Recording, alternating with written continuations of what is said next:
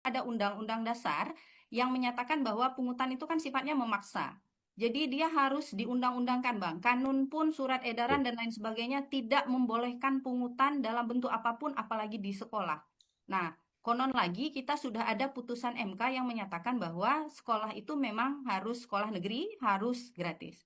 Nah, jadi dari pengawasan ombudsman sudah bertahun-tahun kita lakukan, masalahnya itu klasik, selalu berulang. Satu, penjualan seragam. Dua, penjualan Hmm. buku. Tiga, uang komite. Padahal jelas dalam Permendikdasmen ataupun dalam peraturan Menteri Agama dikatakan tidak boleh ada pungutan ketika penyelenggaraan penerimaan murid.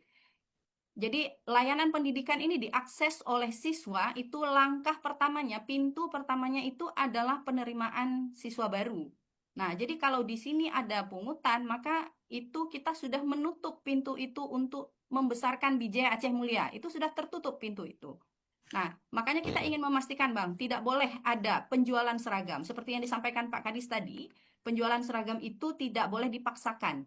Jadi silahkan disediakan, tapi bukan oleh madrasah, bukan oleh sekolah, bukan oleh komite. Oleh koperasi boleh. Hanya boleh difasilitasi. Yang kedua, buku. Buku tidak boleh. Sama sekali tidak boleh ada buku. Nah, kemudian uang komite. Uang komite bentuknya hanya boleh sumbangan.